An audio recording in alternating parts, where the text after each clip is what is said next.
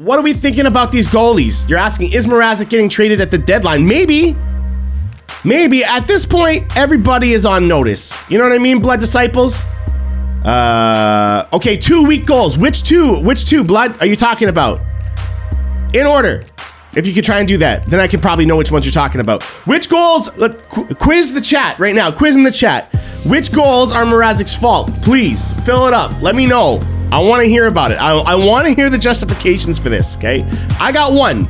Before we begin, truthfully, right up front, I got one. I got one on him and him alone, pretty much. So I'm even saying he let one in, right? I'm not saying he's completely innocent in this. But you're saying the last 2 goals, okay? So the last 2 goals, all right, the one that, you're talking about the one that went upstairs, right, and got ruled a goal, and you're talking about, someone else said, what did you say, the second, third and fourth? Hey, DK Trail, how you doing? Hello, first time chat. Buy followers, primes, and viewers on something. Oh man, that's a real person giving us advice on how to get followers and primes and stuff on here. You know, we love that information. It always works out. It's totally worth the money. Get out of here. But yeah, okay, so Thievis, you're saying 3 and 4, right? Blood, you're saying 3. Hug the post. Goal 4 when he kicked off the net. Okay? Second goal, and the goal in that move. So now you're including, Sean, you're including the second goal, right? The second goal, which, wasn't that a Brody kick-in? You know what I mean? So, guys, here's the way I see it. Here's the way I see it, and you can let me know if I'm wrong on this. I'd love to hear from you, all right?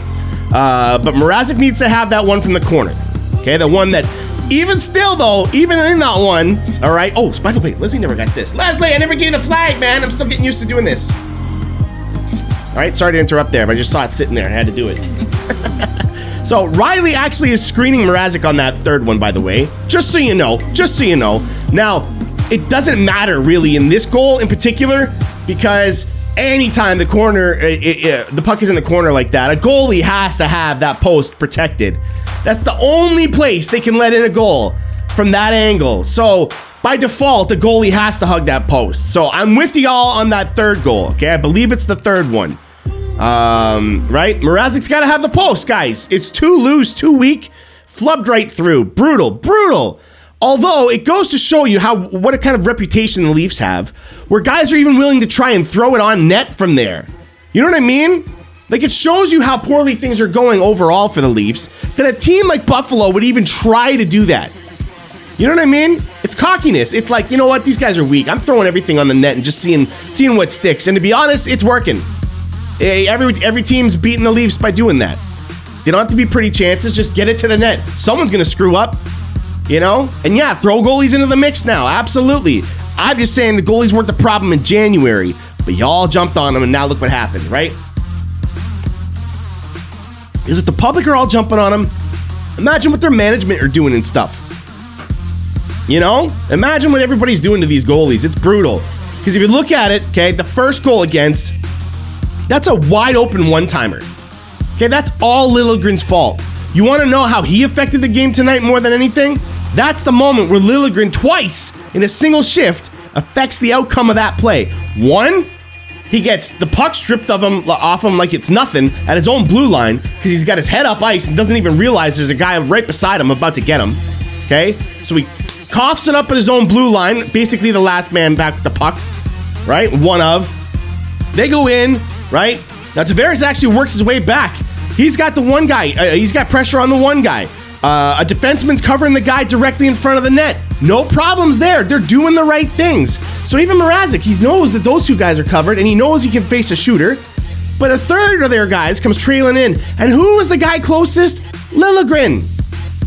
And if you don't think I'm right on this, watch how much faster Liljegren skates once he realizes that guy's about to get the puck. Watch the replay, okay?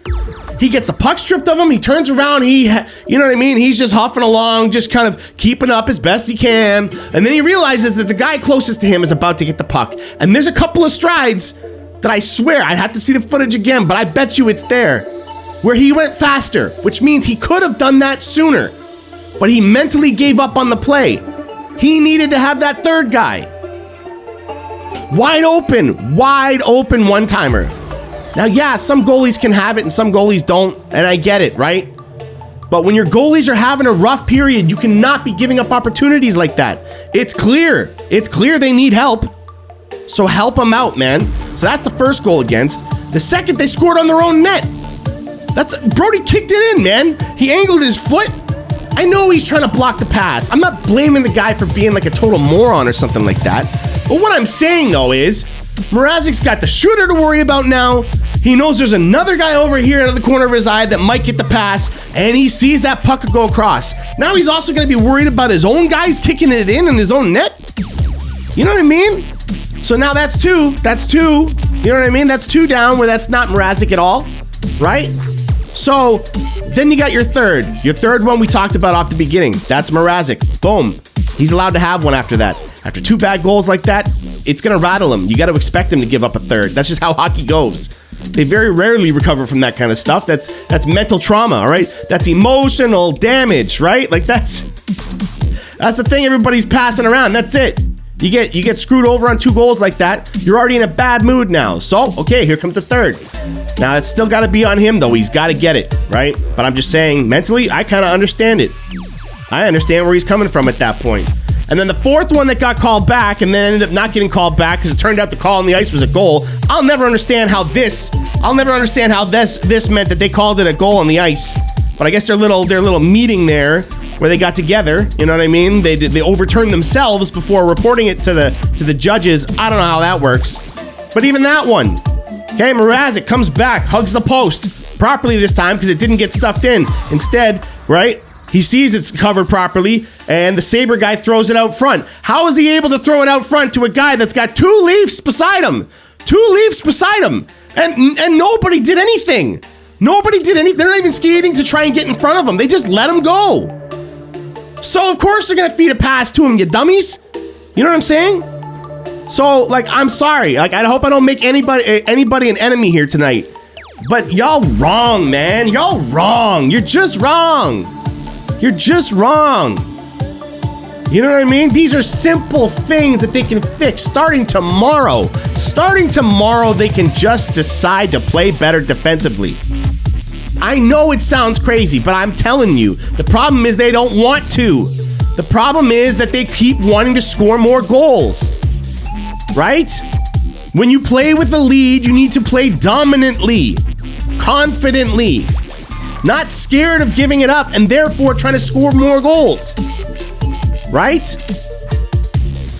I'm telling you, sports is about appropriate attacking, appropriate offense, you know? That's all. You need to know the context of the game. If you're winning, back off. If you're losing, amp it up.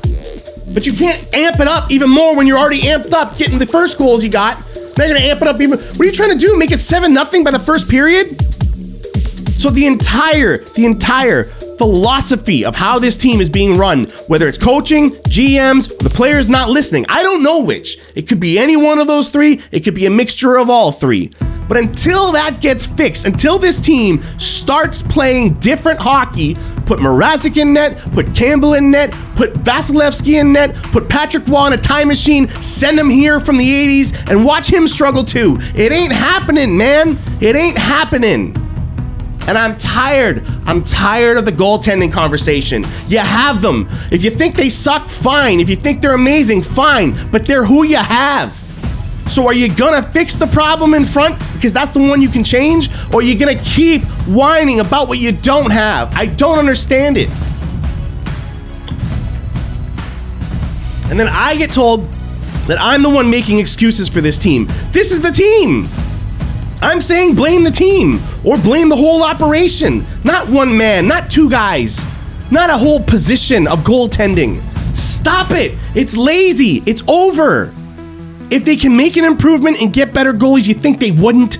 That's a no-brainer. You're always doing that as a GM. You're always trying to get the best pieces available. So, yeah, if a good deal comes up, they should take it. I'm not saying keep these guys, right? But I'm also saying don't just throw them away. You know, play better first. And then if you suck at playing better, like if that actually doesn't work out for you, well, now you know which pieces you need to get rid of. because this is the direction the team is going in now. A more defensive structure, a solid unit that's confident, you know what I mean? That's strong, that backs each other up. That's the style we're playing now. And if you can't get on board, you will be traded. You will be benched. You will be in the press box. So until they fix the philosophy of how they are doing things, it is not going to work. They don't have to completely abandon it. I'm telling you, they got a lot of good here. They've done a lot of good. So they don't have to completely abandon it. They don't have to hit the panic button. They don't have to do any of that. But if they don't change something about the entire core, the entire philosophy of the team, forget about goaltending. So fight me on that. I'm willing to listen, okay? All jokes aside, thank you for letting me go off on that. Reminder to follow, subscribe, anything to help the channel, please. It always helps. Leslie came through with a big subscription before I went live on the full screen, so we didn't get to see the whole animation and everything. But straight up, thank you, Leslie, for always being a huge supporter of everything around here.